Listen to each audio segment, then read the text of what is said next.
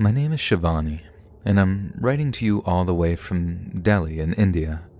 I've been watching your videos and listening to your podcast for a long time now, partly as a way of improving my colloquial English, but I've only recently felt able to contribute. You see, I have my own scary story to share, one that details an event which I saw with my own eyes. This story could have just as easily been written by my friend who acts as my story's deuteragonist, but it would be very insensitive of me to ask her to dredge up a terrible, painful memory for the entertainment of others. So instead, and might I make it clear with her blessing, I will tell the story of my friend. My best friend since primary school is a girl that I'll call Geeta, for the sake of her anonymity. Geeta and I lived right across the street from one another, but we didn't become friends until our 5th year of primary. Then after that, we were practically inseparable. We remained the best of friends all the way through secondary and higher secondary school, which is the equivalent of middle school and high school in the United States, meaning I was privy to almost every detail of Geeta's personal life and vice versa. And that's how I ended up being one of the only people who knew Geeta had a secret boyfriend. So depending upon which strata of Indian society you occupy, attitudes to dating range from relatively lax to exceptionally strict. Even the most chilled out of Indian parents tend to be quite involved in their children's romantic lives, in a way that American teenagers simply would not tolerate. It's just a fact of life over here, something we learn to live with, but then living with it often involves keeping our dating lives a complete secret from our parents. You can't approach our mothers or fathers for dating advice. Some of us can't even approach our siblings. We have no one to turn to but our closest of close friends, who often don't have much experience from which to offer advice, and that often leads to poor judgment and bad decision-making when it comes to potential partners. So in the final year of higher secondary, Geeta had been seeing this guy on and off, but had never fully committed to doing the whole girlfriend-boyfriend thing. She knew that giving herself over to a romantic affair would be a distraction from her studies, so they kept things casual, with the exception of spending a lot more time together once the exam period had concluded. But then, when summer came around, and Geeta actually started to spend time with this boy, she found that he wasn't nearly as charming and gentlemanly as he had been while they had just been texting and visiting in secret. They had both expected to see each other a lot more, but Geeta's boyfriend expected a lot more too, things Geeta wasn't quite ready for. He insisted, but she refused, and after having a particularly intense disagreement over it, Geeta decided that she was done with him. She told him via text message, and he didn't take it well at all. Geeta told me that she'd called her phone carrier to have his number blocked, but then he started calling and texting from his friends' phones. He refused to leave her alone. He just couldn't do anything overtly because of how much trouble it would have caused between their two families. She confided this whole thing to me at the time, and I just remember feeling terribly sorry for her.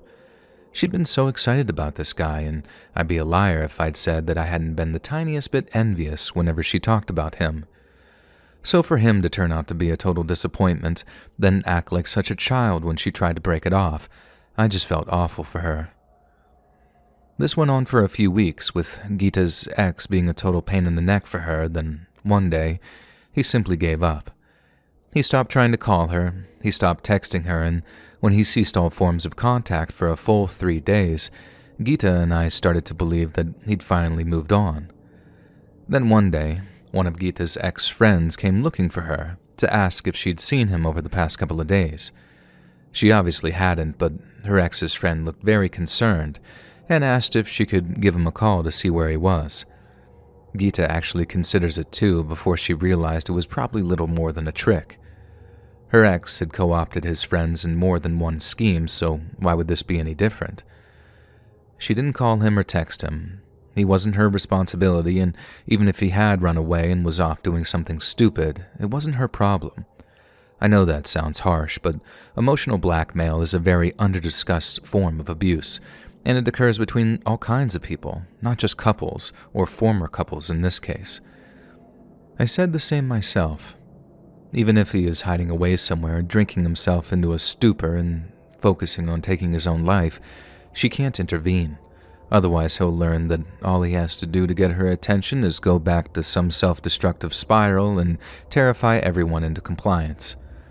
I know that sounds very deep for two 17-year-olds in their first relationship, but it's as true for teenagers as it is for the elderly. Age isn't a factor.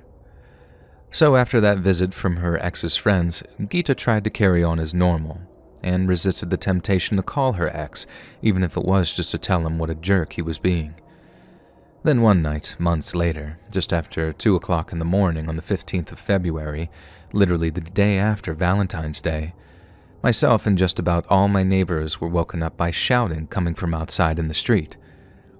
I remember hearing it and at first thinking that it was just a drunk or something, but then when I lay my head back down, I heard my friend's name. "Geeta!" They were calling out, over and over again. I'd like to say that I immediately knew who it was, but I think it was a mix of sleepiness and wishful thinking that had me hoping and wishing that it wasn't Geeta's ex-boyfriend. But it was, and my heart sank when I came to that realization. Geeta's ex was about to cause a hell of a lot of trouble for Geeta, himself, and both of their families, and all because he'd had too much to drink and decided he'd missed her. I know that might sound not all that terrible, just a little bit of teenage angst relationship drama that everyone would either be laughing or cringing about in a few years. But looking back on it, that actually would have been one of the best-case scenarios, and I don't think I could have conceived of how terrible things were about to get. "Geeta," he kept screaming out. "Come to your window, please. I need to talk to you." He didn't know Geeta's bedroom was at the back of the house, and when the window opened up, it was her mother and father standing there, each looking absolutely livid. They started yelling at Geeta's ex, telling him to go away and calling him some drunk. Everyone could see the bottle in his hand, and it was a large green beer bottle, too, so there was no confusing it with anything else. I could see Geeta's ex, and I could kind of see the window her mother and father were standing at, but I had a much better view of the ex than Geeta's house. So I didn't see Geeta, but from the way her ex started to behave, I had to assume that she appeared in the window for a moment because her ex went from trying to get her attention to actually talking to her directly, saying, "No, wait, Geeta, listen to me, Geeta," and just other such things. It was all just so embarrassing for him, for everyone involved, for everyone watching. But then his speech took a very drastic turn. Geeta's ex said something like, "Always know that you did this. This is all your fault." And then he suddenly turned the beer bottle of what I thought was alcohol upside down over his head. I just remember thinking, oh no, please no. Hoping and praying it was just a way to get her attention. And it was exactly that, I suppose. A way of getting her attention, but it was the last thing he would ever do. I didn't see it in detail, but I saw him empty the bottle over himself. Then a second later, there was this sort of whoosh of flame that I'd heard from all the way across the street. And then there was screaming. I didn't know what else to do. I didn't want to see, I didn't want to hear. I just jumped back into bed, covered myself over, and stuffed my fingertips into my ears to try and block out all the sounds. Even though I only heard it for a few moments, hearing the sound of someone burning to death was the single worst thing I've ever heard in my entire life. The hour that followed is a little bit of a blur. I remember my mother coming into my room, then my father drawing the curtains and telling us both to go into the back bedroom. I was crying, trying to tell my mother what had happened, but not able to find the words. But I didn't have to because they knew they'd seen the Human Torch outside, writhing around in the street on fire. Geeta's ex later passed from these self-inflicted injuries, and everyone who heard the screams remained haunted by them for a very long time.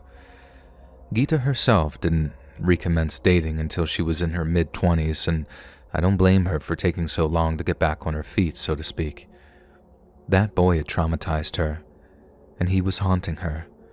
Not in the traditional sense of wandering spirits with unfinished business, but in the truest sense, in the sense that she saw his burning body and heard his screams whenever she closed her eyes at night, and it stayed that way for many years.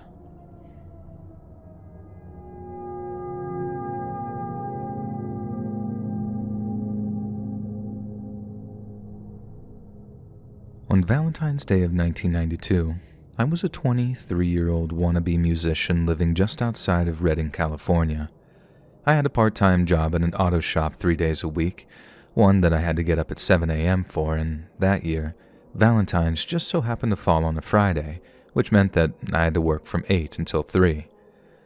But I'd also promised my then-girlfriend that I'd treat her to some special Valentine's Day dinner, complete with gifts and a trip to the movies, meaning that I had around 1.5 hours to get home, freshen up, pick up all my girlfriend's gifts, and then pick her up at work on time.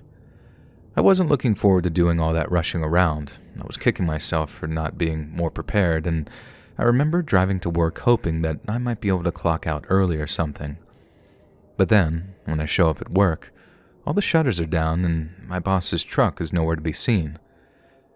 I figured that he was probably running a little late, which was way out of character for him, but I didn't immediately assume anything was wrong or anything like that.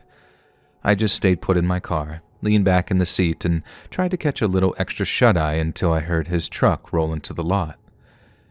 Next thing I know, I'm catching myself falling asleep, and when I open my eyes, it's almost 8:30 a.m. I've been sitting in that parking lot for almost 35 minutes, and my boss, who practically lived at the auto shop, just hadn't shown up for some reason. I had his home phone number written down somewhere, but this was in a journal back at my apartment, so instead of just sitting there like an idiot, I drove back to my apartment and gave him a call on my home phone. There was no answer at his place, so I left a message on his machine, then basically kind of just sat there, not knowing what to do. On the one hand, if my boss was sick or was off doing something and hadn't planned to open the shop that day, then it was no big deal at all. In fact, it was a blessing, because I had time to go buy my girlfriend her gifts and whatnot. But then no one called me, and I felt like I'd have known if we were going to be closed that day because I wouldn't have been all stressed out about the time. So instead of doing just nothing, I decided to give one of my coworkers a call, just to make sure that we weren't opening like an hour later that morning or whatever. But then he says the same thing. He hadn't gotten any calls, and as far as he knew, we were opening up at the regular time that morning. I then tell him about showing up to a shut shop and our boss not showing up even though I waited a while. I remember how there was a bit of a pause on the line as my coworker thought it over for a few seconds. And then he asked me, "Are you free to do something right now?" I obviously didn't have anything else planned, but then I also wanted to know what he was about to ask me, so I told him something like, maybe. It depends on what that something is. It turns out all he wanted to do was head over to our boss's house to see if he was okay. And since I figured that it'd take minimal time at best and was definitely the mature call, I agreed to head over there with him. About 10 to 15 minutes later, he pulls up outside my parents' place, honks his horn, and I run out and jump in his passenger seat. My coworker seems kind of tense, but other than that, we're still just two dudes on their way over to check on our boss. 'Cause like I said, not just showing up for work like that was way out of character for our boss. And the drive over to his place takes maybe 20 minutes, long enough for my coworker to get pretty worried, I think. I was still kind of looking on the bright side at the time, thinking maybe we might get the day off or something, and I suggested to my coworker that on the way over.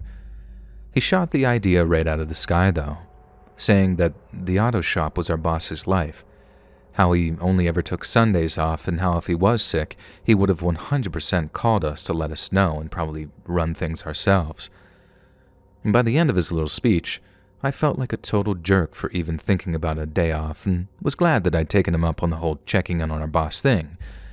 So, a few minutes later, we're turning off onto the road that our boss lives on, and although the houses aren't exactly huge, they're all nicely spaced out with privacy fences, big green hedges, and all that kind of stuff. We get to the house that belongs to our boss, and the moment we pull into the driveway, both me and my coworker get this really bad feeling, because our boss's door is just wide open and his truck is nowhere to be seen. I remember we both sat there on our seats, not saying a word, just looking at that wide open door. It wasn't some big red flag or anything, but that level of worry definitely got ramped up just a little more. Just not nearly as much as when my coworker reaches over, opens up his glove box, and pulls out a gun. I'd grown up around guns, so seeing one didn't freak me out or anything. It was the implication in that moment that had me afraid. I think I knew why he pulled it out too, but at the same time, I asked him what the heck was going on. My coworker told me to wait in the car, which immediately had me thinking, why the hell did you ask me to come along then? But then it hit me. He needed me there, just in case anything happened to him. He left his keys in the ignition, told me to shift over to the driver's seat and that if he didn't come out in 5 minutes, to drive off and get the cops. I think up until that point, I'd never known what it meant to be truly terrified. I mean, I'd been afraid of all kinds of things. Getting rejected by girls, getting picked up by the cops with some weed on me, or getting jumped on the way home from school. But I only think the word terror or terrified applies when there's a legitimate danger to human life. When my coworker got out of his car and walked towards our boss's house, there was a chance that he might never walk out again, and that was truly terrifying to me. It did occur to me that he could have been slightly overreacting, but by that point, he was already out of the car. And maybe that was wishful thinking on my part, my brain's way of doing a little psychological damage control. But either way, I watched him walk into the house, gun drawn, not knowing what the hell was about to happen. A few minutes later, my coworker comes walking out of the house, and he only makes it a few steps off the porch before he doubles over and starts puking. And that's when I knew at that moment that our boss was dead. Or at least that there had been some kind of dead body in there or something. Nobody just walks out of a house and throws up unless they've seen something truly messed up.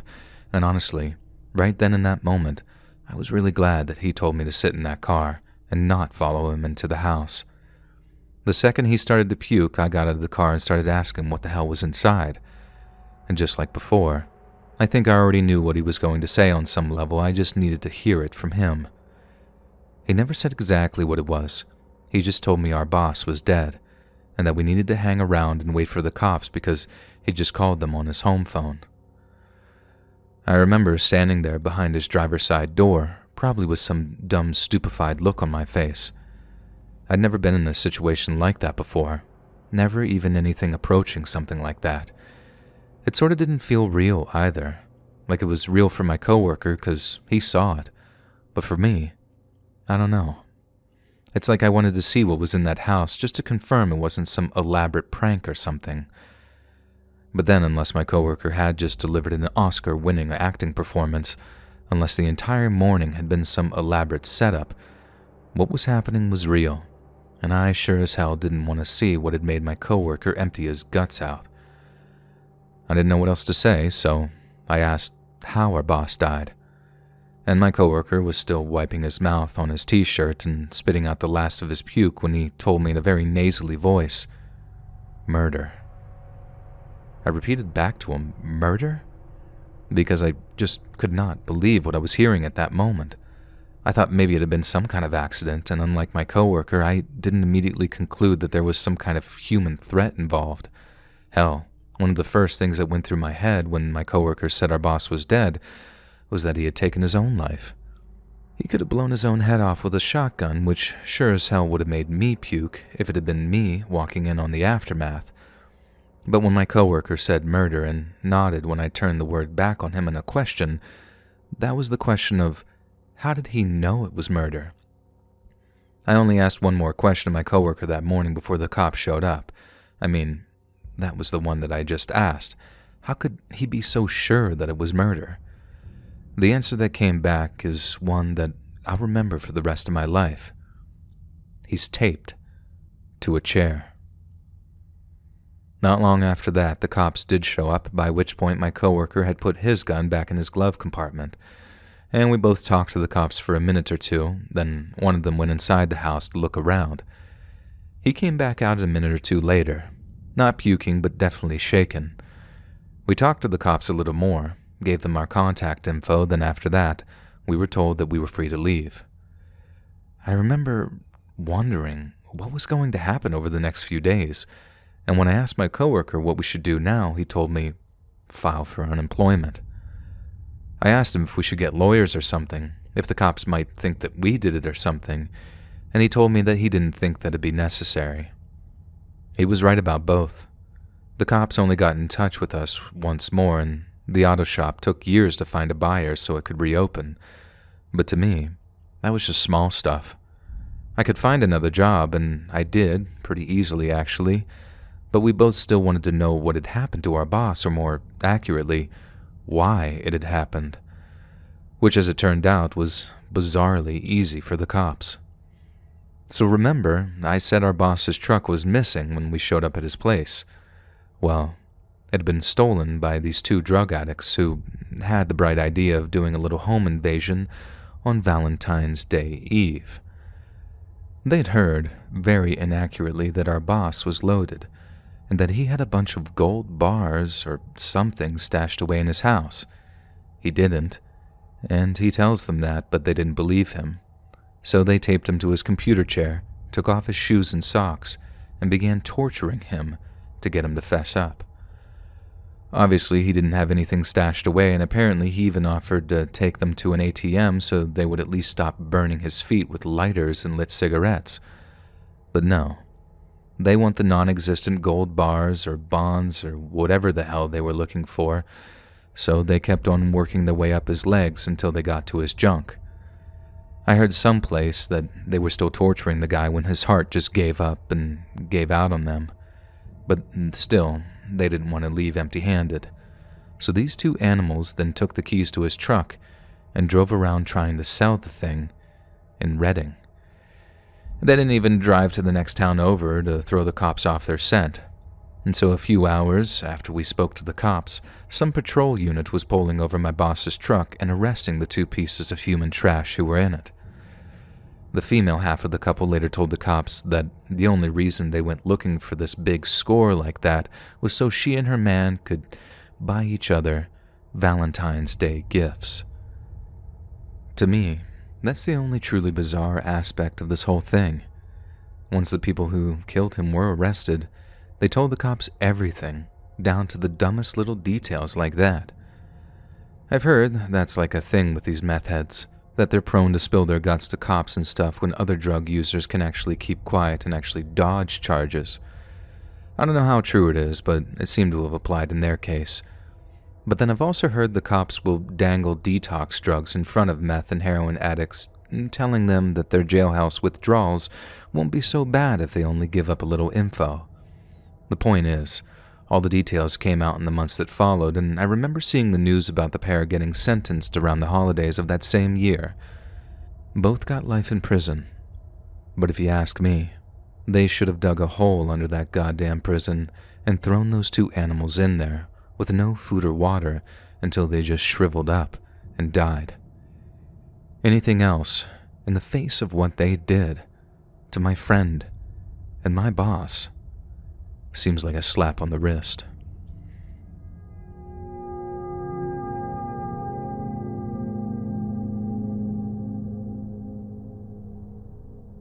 My name is Brian. I'm from Ohio, and I've finally gotten around to typing up a story I've been wanting to share with you for quite some time. During late 2021 and early 2022, I started dating the girl who would later become my fiancée. I think a major episode in our dating timeline was around Valentine's Day of 2022. We'd only been talking for around 4 months at that time, so it wasn't a huge occasion for us or anything, but it also constituted a great opportunity to romance her a little. We both had work on Monday, which was the 14th, and that didn't really leave much room for whining and dining. So instead, we made plans to have dinner on the 12th, which was a Saturday night, so we could actually make the most of the occasion. I didn't mention anything about Valentine's Day, although I'm sure the implication was clear. But what I also didn't mention was that I was planning on booking a table at an extremely high-end fine dining establishment. I then went out and bought a whole bunch of her favorite snacks, just about anything she'd mentioned enjoying during our text exchange. I figured a bunch of small, fairly low-key gifts like that would demonstrate that I was a good listener, which, as much as that's kind of a dating cliché, is still super important in a relationship. Anyway, I make all the arrangements under the pretense of our destination being a surprise, and come the Saturday in question, she's under the impression that we are headed to this Italian place we'd been to once or twice before. Then, all of a sudden, I hit her with the old switcheroo, then take her to our actual destination, which was the fine dining place where I'd booked us a tasting menu. I'd never been to any place like that before, so I was actually super excited to try all the fancy food that was on the tasting menu. Even arriving at the restaurant and having the European waiting staff take our coats and escort us to our table, I could totally see why people pay for that kind of experience. It's not just all about the food. It's about the atmosphere and the service coming together to create truly special memories. And you can bet your bottom dollar that me and my future fiancé got a special memory of that night. It just wasn't the one we expected to have. So I think we're on our fourth course of 18, having a great time when the maitre d' seats another couple at the next table over. They look to be doing the same thing as us, having their early Valentine's dinner, only around 10 to 15 minutes after they sit down. The mood at their table became far from romantic, though. It started with a few sort of rude comments, things that made me and my future fiancé look up at each other with this sort of awkward kind of expression. But as the minutes ticked on by, things started to get worse and worse. They kept the volume down at first, but things got pretty vicious real quickly, to the point where one of the waiters came over to try and calm the situation down. It worked for like a minute, then the guy said something under his breath to the girl, and she stormed out of the restaurant. By that point, pretty much everyone in the restaurant was either aware of the tension in the room or was actively watching it unfold from their side eye. I'd seen plenty of public freakouts, just never anything in anywhere so fancy, so as much as I was kind of annoyed that they were ruining our experience, my future fiancée didn't seem all that disappointed. She wasn't strictly enjoying it, she just tried to look on the bright side and made me smile when she whispered, "Dinner and a show. You are treating me this evening." I think that's one of those moments that I knew that she was the one. When she knew how upset I'd be if I thought some total idiots had ruined our special evening and chose to brush it off like it was nothing. She was just as disappointed as I was. She just knew how much it'd mean to me if she'd failed to show it. Anyway, after the girl stormed out of the restaurant, the guy stayed seated for a minute or two and then followed his girl outside. We figured that was the end of the show, but no. A few minutes later, the couple walked back into the dining room by the maitre d' and then reseated. It was actually almost comical, seeing everyone in the dining room trying to contain their disappointment at seeing these weirdos return. But I remember just genuinely hoping they'd smooth over whatever they were fighting about. I was dating seriously for the first time in my life, like actively looking for someone to settle down with, so seeing the marital discord I feared being played out right there in front of me, it gave me this totally different kind of negative feeling when they started bickering for a second time. I honestly thought that's how the whole evening was going to go. This sort of toxic couple were going to poison the atmosphere completely, not having the good manners to argue elsewhere instead of in front of an entire dining room. But that's not what happened.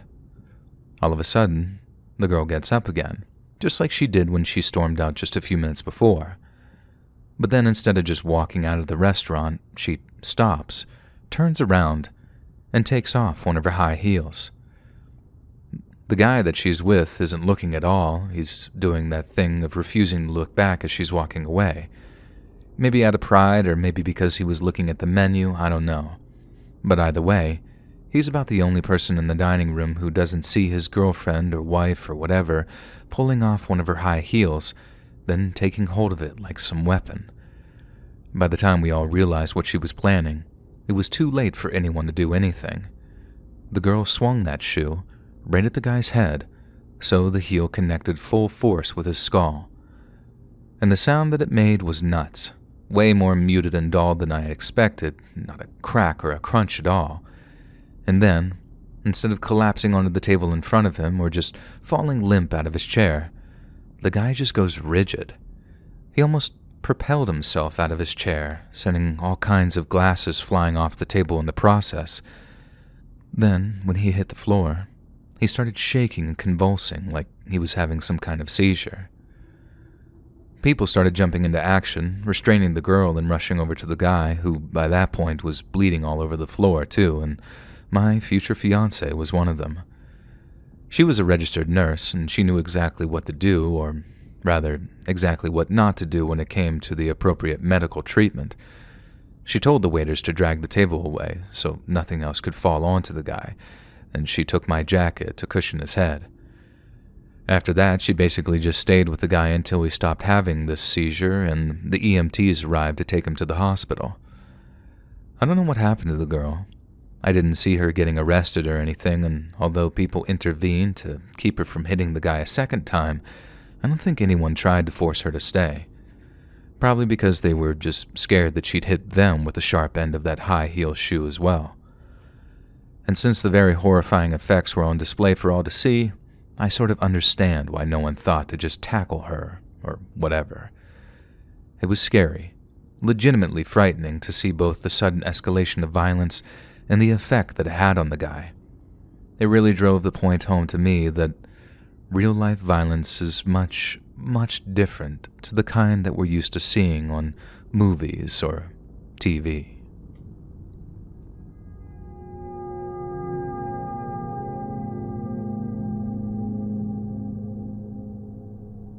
A few years ago, I met this guy on Tinder that I really liked, and we eventually went on a few dates together. We were talking for weeks, and our first date was nice, but then our second date fell almost exactly on Valentine's Day, and if I'm being honest, I was pretty excited about it. I just had no idea how things were about to take a pretty drastic turn. During the time we were talking, there were a lot of little red flags. He would tell me he drank too much, but I was a lot younger and naive back then and tried to give him the benefit of the doubt. We were in our early 20s, so I figured he just liked to party and it wasn't a problem. But what he didn't mention was the very specific effect that alcohol had on him. So on the night of our date, we were in a bar getting drinks and stuff, and he pulls out his phone very rudely, I might say, in the middle of a conversation. I asked him what was so important, and he tells me something like, "I'm trying to find us a way out of here." As you can imagine, I respond by saying, "You're doing what?" Thinking that it might have been like a joke or something. But no. He was deadly serious and started telling me how the security guards for the bar were, and I'm using his words here, after him. So I'm like, okay, let's go back to my car so maybe we can just go somewhere else, naively believing that he genuinely had beef with one or two of them. My car was parked pretty far away. I was staying pretty sober at that point because we had gone to multiple locations that night, so it took us a few minutes to walk there, but in that time, my date gets it into his head that multiple people are after him. I'm talking like random people on the street. Then once we're in a part of downtown that wasn't so busy, he started to think that I was out to get him too. I was trying to call his friend who was nearby to come get him, but he took my phone away from me because he thought I was calling the cops. Then, when I demanded that he return it, he started physically threatening me. I got so scared because I thought, if he hurts me here and leaves me here, nobody's going to find me until morning, and it was really cold out. His friend eventually came and got him, and I left. Once I was safe, I was jittery all night from the anxiety, having been in rocky relationships in the past. I told him about it the next morning, and he didn't remember any of it, so I broke things off shortly after because I just did not have the time or energy to be dealing with anything like that. I feel like if I'd have carried on dating him, it'd only be a matter of time before he turned on me, physically, I mean, and then it wouldn't be so easy to just walk away. Not that I wouldn't be able to, he just struck me as the kind of guy who wouldn't let me leave, and I have far too much self-respect to get stuck in a situation like that.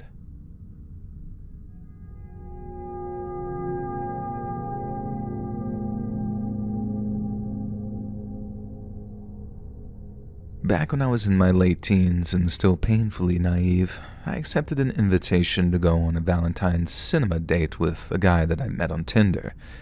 He seemed really nice at first, but when we got to said cinema and the lights went down, he started trying to shove his hand right up my skirt. For almost the whole film, he kept trying it on, and I kept having to tell him no over and over again. He wasn't forceful at all, but he just kept doing it like a bloody child or something. After every no, he'd just wait a few minutes and then try it again, like all I needed was a few minutes and I'd be all good on then and let him do it. It gave me the ick really badly, so when he drove me home, I was in no mood to see him again. I lived in halls at the time, and he asked if he was okay to use the toilet before driving home. Then, for some reason, instead of just telling him no and to duck into a bush somewhere, I very stupidly said, sure, why not, and let him in to use my toilet. But then, once it came to getting him to leave, he wouldn't. I lied to him and said, look, I had a really nice time, but you have to go because I got uni in the morning. I didn't think anyone in their right mind would refuse to pick up on that kind of social clue. But then, turns out this guy barely had a brain at all, let alone a good one. He just kept smiling and shaking his head, saying, no, I want to stay for a bit. I'll leave before we go to bed. Then when I told him I want to go to bed now, he started making all these terrible comments like, well, why can't I join you? At this point, my heart was pounding in my chest and I didn't know what to do. He said he had a really nice time and basically pushed me onto my bed and started kissing me. I pushed him away as nicely as possible and started calling out for help. That really, really shocked him. He must have thought that I didn't have it in me to make a scene like that, and you could see how embarrassed he was. Thankfully, that meant that he just walked out of the room and then the building, as he didn't want to get caught after trying to force himself on me. He then left and I locked the door behind him. I didn't sleep that night and was terrified that he'd break in or something.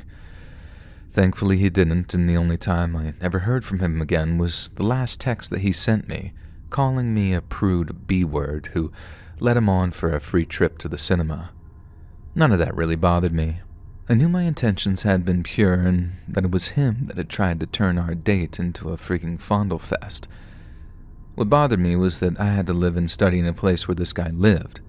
I didn't properly relax until I moved out of halls and into a student house for second year, and for months, that psycho had known where I slept. So to finally live in the comfort of knowing that he had no idea where I was, that was a relief.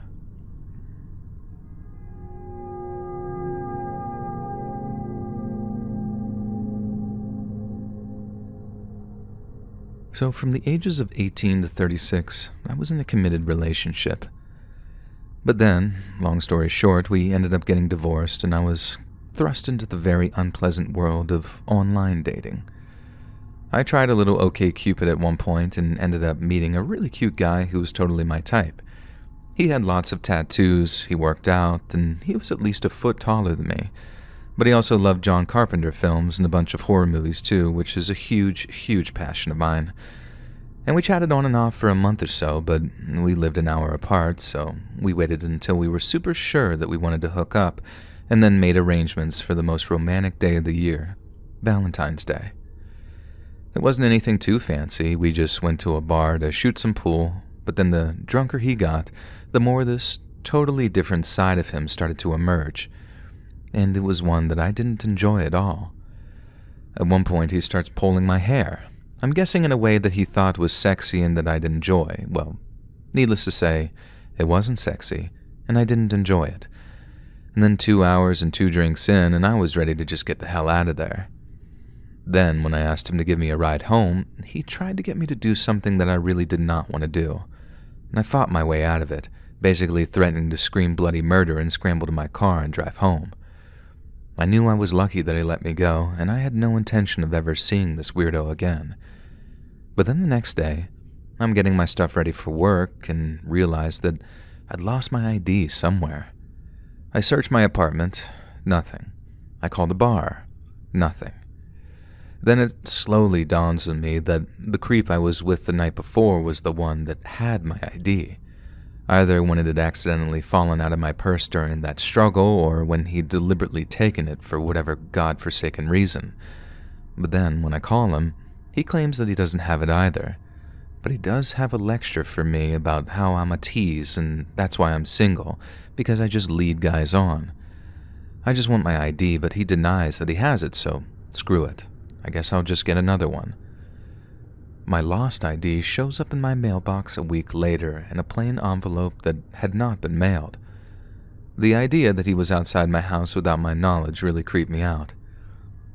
It took me a good while to realize what had actually happened, to be honest.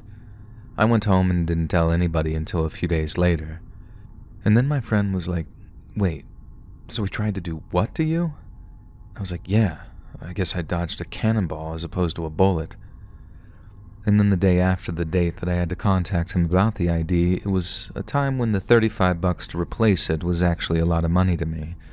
So I called him, and he was so absolutely in his opinion that I had wronged him somehow by not hooking up with him in a crappy dive bar parking lot, and he said that I could have at least put out. I didn't do anything about it, I just never contacted him again. It's not like it hasn't happened before, just in more subtle versions. I never had anybody just try it. It was usually the kissing that turns into pressure to do something more. I've never had anyone forcibly try to make me do stuff with them or try to take my clothing off, just verbal and mental pressure. But anyway, I freely admit that I have terrible taste in men, and that's why I'm currently celibate. I can't trust myself, and it took way too long to accept that, but I'm working on myself.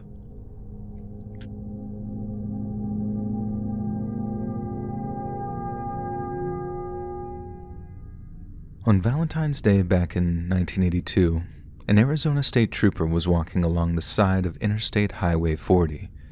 He was searching for the remains of a blown-out tire which had been lost during a recent traffic accident that occurred near the Monte Carlo truck stop, around 11 miles away from Williams, Arizona.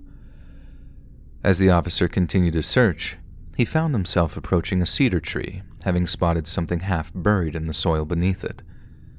But it was not a blown-out tire. Lying face down in the dirt was the lifeless body of an unidentified young woman. She had apparently been dragged around 25 feet from the nearby interstate, and lying next to the corpse was a white sweater with red stripes, a white bra, and a white handkerchief. Larger sections of the girl's face and right ear, as well as her hands and feet, had been eaten away by animals, making fingerprint identification completely impossible. Coroners later determined that the girl had been dead for around 2 weeks before she was discovered, and that the cause of death was most likely suffocation or asphyxiation, as her hyoid bone had not been broken, and there were no other significant indications of physical trauma. Since it was impossible to identify her, and in light of the date her corpse was discovered, the authorities nicknamed the girl Valentine Sally, instead of the usual Jane Doe. In an effort to identify their nameless victim, police officers canvassed the surrounding area in the hopes of garnering clues. One witness claimed to have given Valentine Sally a ride after spotting her hitchhiking around Cords Junction, which is around an hour's drive away from Flagstaff, Arizona. The witness claimed that the hitchhiker's journey had started in Phoenix Valley, and that she was employed as a dishwasher at a restaurant there. She also claimed to have a family in the state of New Jersey, and that she intended on traveling there due to trouble in her home life. Her plan was to make it all the way to the Little America truck stop in Flagstaff, where she would hitch a ride further east with any truckers headed in that direction. Days later, a woman named Patty Wilkins contacted law enforcement, claiming that she'd spotted the Valentine Sally on February 4th, when she arrived at her family's truck stop in the company of a much older man. This truck stop, the Monte Carlo, was the same one Valentine Sally's body was found in the vicinity of just 10 days later.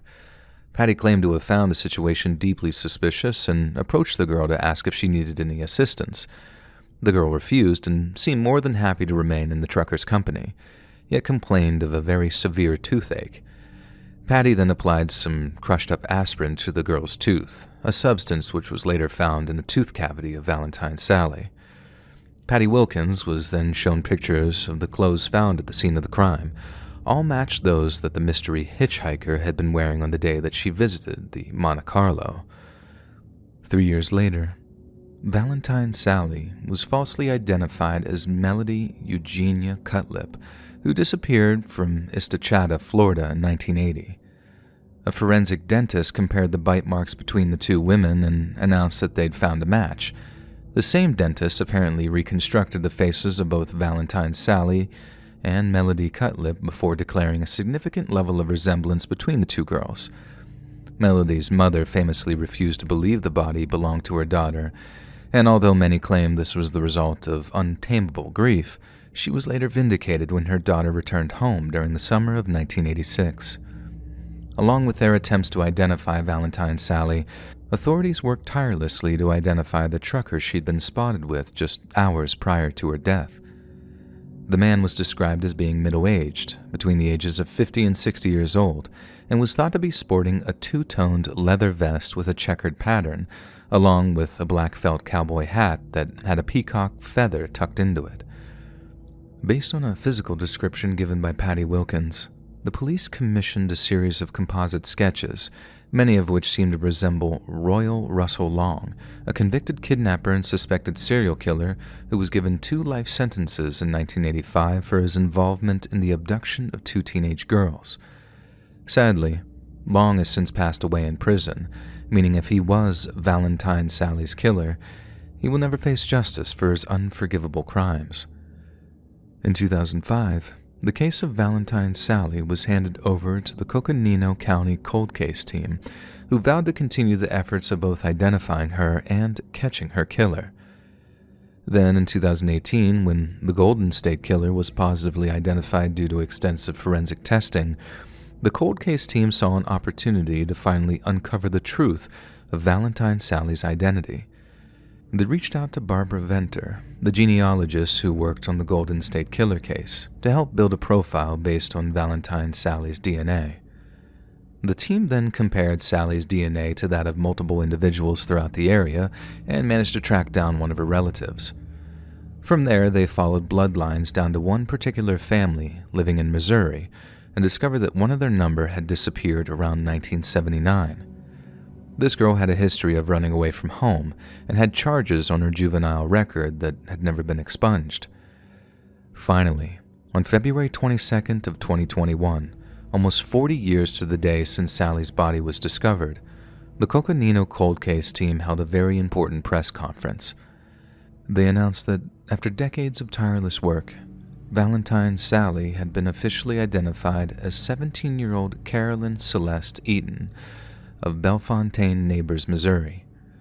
Apparently, the last time Carolyn and her family were together was on Christmas Day of 1981, when they discovered her in the company of 2 strange men. This led to a confrontation between Carolyn and her parents, and she responded by running away from home for the umpteenth time. Her parents assumed that she'd return in the usual time frame, when she either ran out of money or realized her mistake. Little did they know, they'd never see their little girl ever again. In an interview following the long-awaited identification, Patty Wilkins stated that she was haunted by Carolyn's murder and felt like she was her last, best chance of salvation. "I knew something was off," she told a journalist. "I just knew it. Even when she told me she didn't need any help, I could sense something wasn't right. But I didn't do anything. At least, I didn't do enough. And I guess that's a regret that I'll just have to learn to live with." Patty added that Carolyn and the man she was spotted with appeared to be close, almost as if they'd been friends for a while. She also stated that she wouldn't be surprised if Carolyn's killer was someone her family were aware of, and supposedly asked the reporter, "If you ever find out who did it, tell me, so I can go stamp on their toes." Carolyn Eaton was eventually given a proper burial at Mountain View Cemetery just outside the town of Williams, Arizona. She lies under a very unusual-looking headstone, one that stands in stark contrast with those around it. Instead of a dull gray slab of stone, Carolyn's marker is a large, bright red heart which depicts the names Valentine Sally as well as Carolyn Eaton. This is to signify that no matter how long a person is missing for, no matter how long they're referred to by Jane Doe or any other morbid nickname, they will not stay that way forever. Hey friends, thanks for listening. Click that notification bell to be alerted of all future narrations. I release new videos every Monday and Thursday at 7 p.m. EST, and super fun live streams every Sunday and Wednesday nights. If you got a story, be sure to submit them to my subreddit r/Let'sReadOfficial or over email, and you might even hear your story featured on the next video. And if you want to support me even more, grab early access to all future narrations and bonus content over on Patreon, or click that big join button to hear about the extra perks offered for the channel. And check out the Let's Read podcast, where you can hear all of these stories in big compilations located anywhere you listen to podcasts. All links in the description below. Thanks so much, friends. And remember, Dracula!